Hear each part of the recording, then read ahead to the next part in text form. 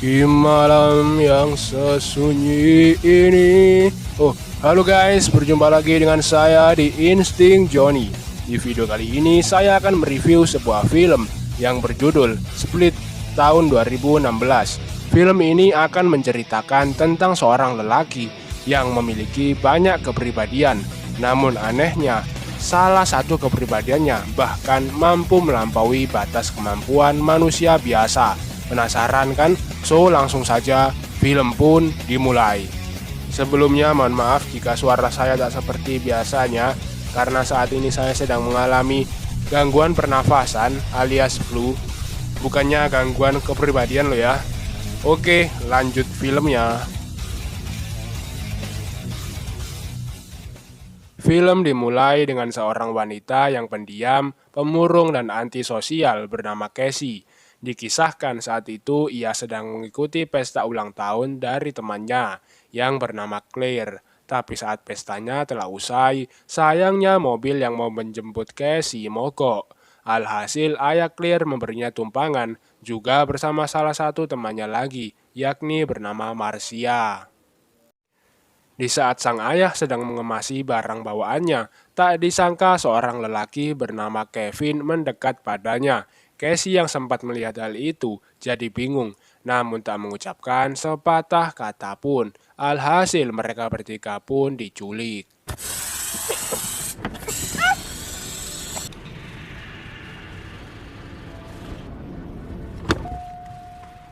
Sampailah mereka saat ini di sebuah ruangan dengan dua buah kasur, dilengkapi juga dengan toilet. Tapi masih belum diketahui apa motif di balik penculikan ini. Tibalah si lelaki itu membuka pintu, dan tiba-tiba saja ia duduk lalu menarik paksa Marcia untuk menari tanpa busana. Pee on yourself. Pee on yourself. Namun hal itu gagal karena Marcia telah kencing di celananya. Berpindah ke sisi lain, di situ terlihat ada seorang wanita bernama Dr. Fletcher, dan tepat saat itu disiarkan berita hilangnya 3 gadis remaja.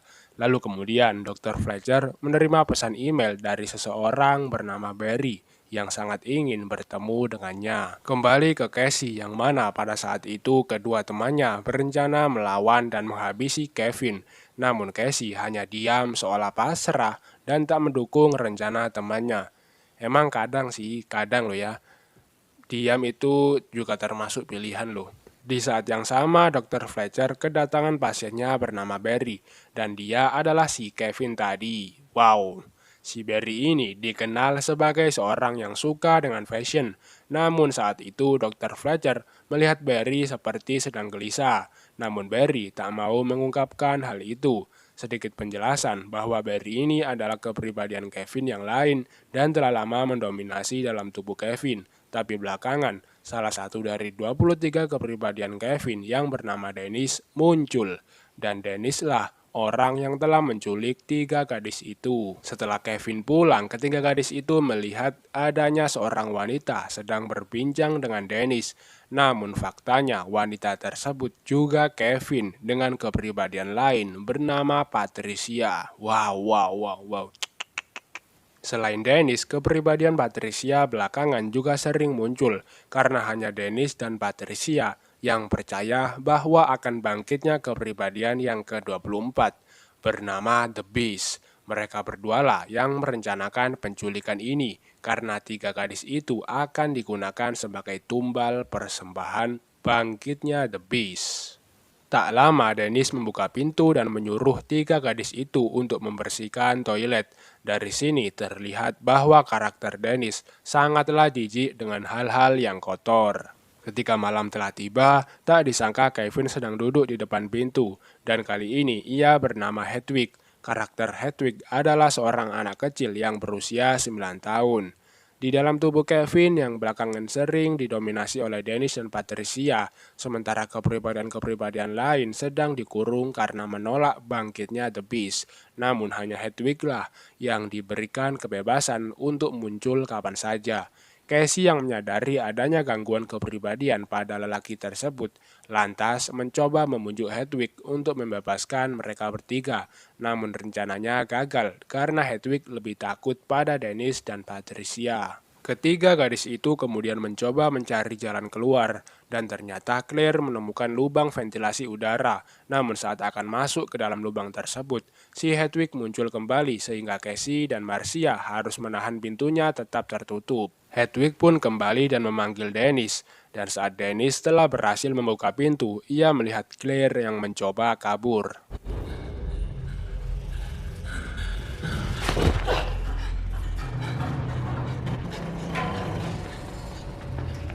Sampailah Claire di sebuah ruangan, lalu ia bersembunyi di dalam loker.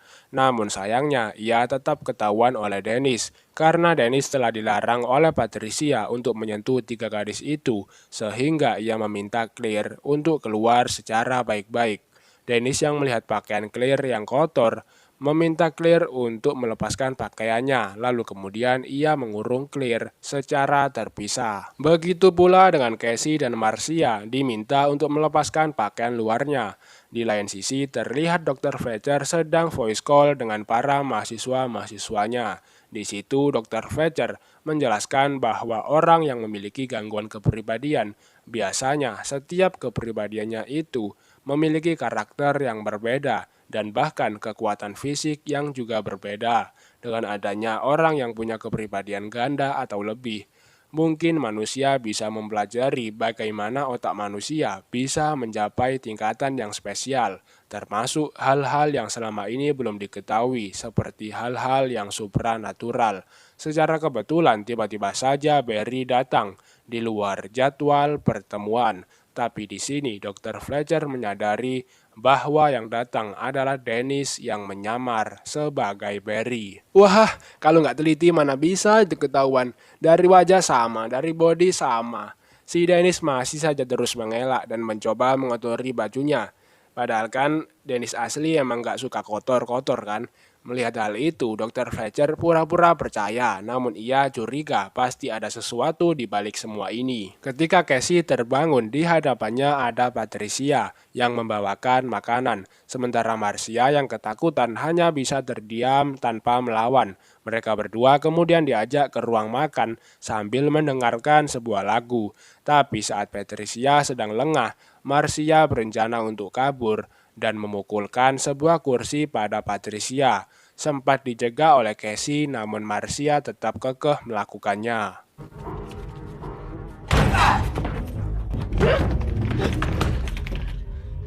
You've never truly suffered. Rencana Marcia pun nyatanya juga gagal, dan kini mereka bertiga dikurung di ruangannya masing-masing. Di malam harinya, Hedwig ingin tidur dengan Casey, lalu kemudian Hedwig menceritakan tentang dirinya dan yang lain. Dijelaskan bahwa kepribadian-kepribadian itu seperti sedang menunggu dan duduk di sebuah kursi, dan Barry lah yang memutuskan siapa yang akan berdiri di cahaya.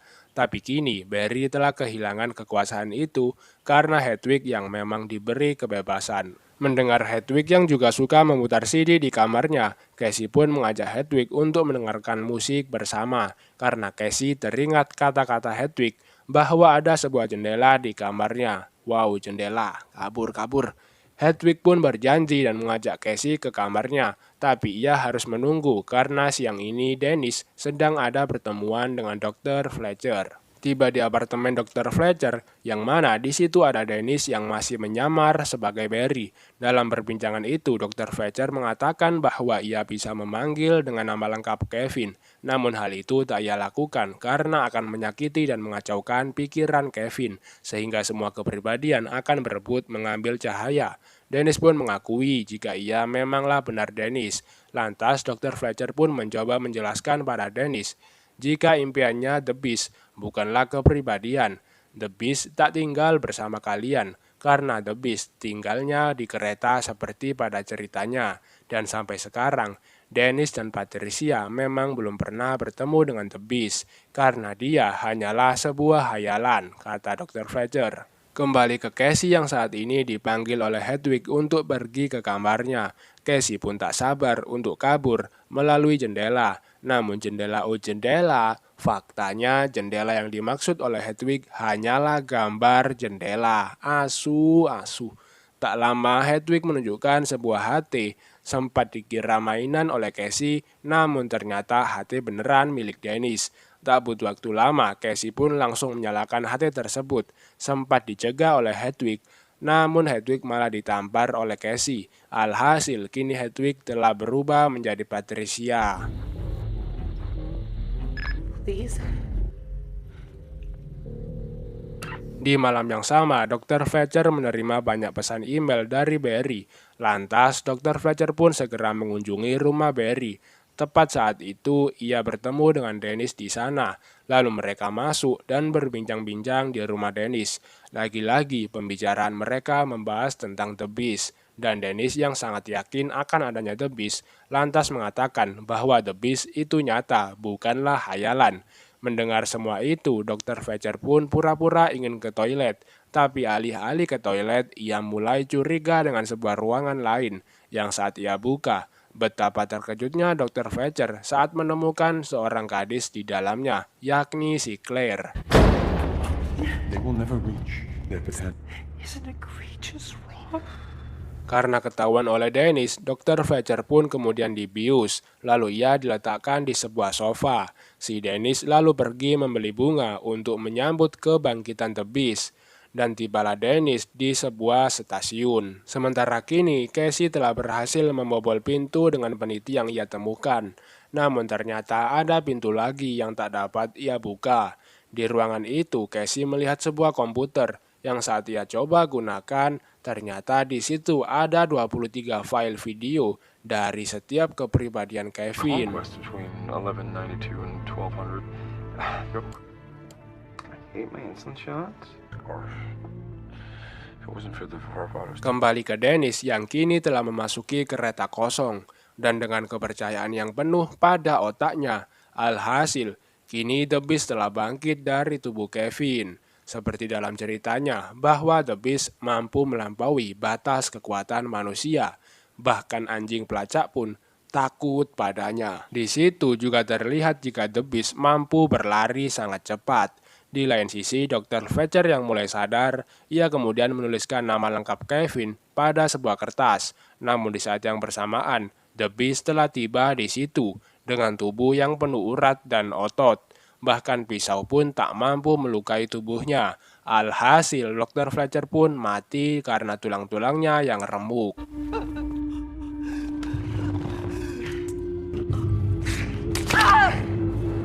Tepat saat itu, Casey telah menemukan kunci pintunya. Casey pun segera mencari teman-temannya, tapi tak disangka, di saat ia membuka sebuah ruangan, di situ ada Marcia yang telah tewas dengan mengerikan.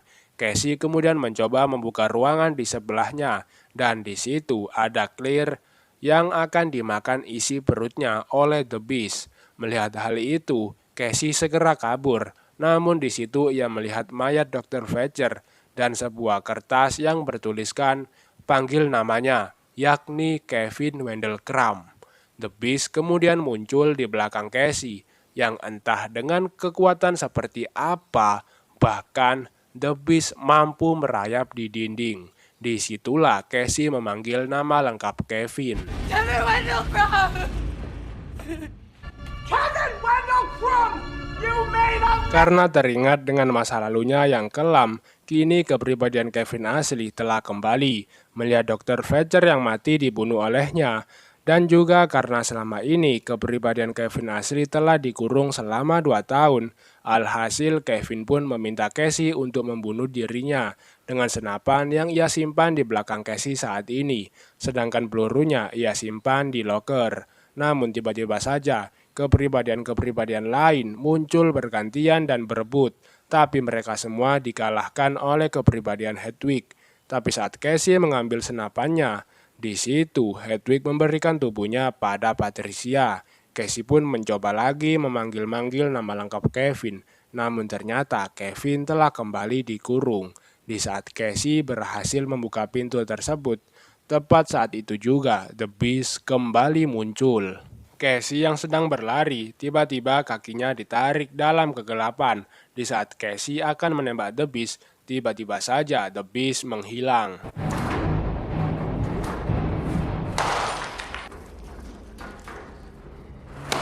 Melihat The Beast yang semakin mendekat padanya, lantas Casey pun terpaksa mengurung dirinya sendiri ke dalam kandang hewan yang ada di situ. Di saat The Beast tertembak oleh senapan Casey, faktanya peluru tersebut tak mampu menembus kulitnya The Beast. Di situ juga The Beast mampu membengkokkan jeruji besi kandang hewan tersebut. Namun saat The Beast melihat luka-luka di tubuh Casey, seketika ia membiarkan Casey begitu saja, karena yang diburu oleh The Beast hanyalah para gadis kotor, yakni gadis yang tak pernah merasakan rasa sakit dan trauma. Keesokan paginya, seorang pak tua menemukan Casey, dan ternyata selama ini Casey dan teman-temannya telah disekap di basement kebun binatang Philadelphia. Kini Casey sudah bebas dan telah diberi pengobatan. Namun saat polisi mengatakan jika paman Casey sudah menunggunya, di situ Casey hanya terdiam. Karena sampai saat ini Casey masih trauma dengan masa lalunya yang pernah dianiaya oleh pamannya. Sementara Dennis atau Hedwig yang belum tertangkap, kini mereka sangat bangga pada dirinya dan akan menunjukkan kekuatannya pada dunia. Di tempat lain disiarkan sebuah berita tentang Kevin Wendell Crumb yang memiliki banyak kepribadian dinyatakan sebagai tersangka penculikan. Lalu seorang wanita yang juga melihat berita itu teringat dengan seorang pria gila yang pernah dipenjara 15 tahun yang lalu. Namun wanita tersebut lupa dengan julukannya dan tiba-tiba saja laki-laki di sebelahnya mengatakan Mr. Glass, dan laki-laki ini adalah David Dunn. Dari sini kita tahu bahwa film ini adalah lanjutan dari film Unbreakable tahun 2000, dan setelah film Split ini juga telah dirilis film berjudul Glass tahun 2019, di mana di film tersebut David Dunn, Mr. Glass, dan Kevin Wendell Crumb berkumpul jadi satu. Wow, pasti sangat seru itu. Oke, film pun selesai. Dari film ini kita bisa belajar bahwa orang-orang yang memiliki gangguan kepribadian, gangguan mental, gangguan kehidupan, dan gangguan-gangguan yang lain, mungkin mereka sebelumnya pernah mengalami trauma berat di masa lalunya.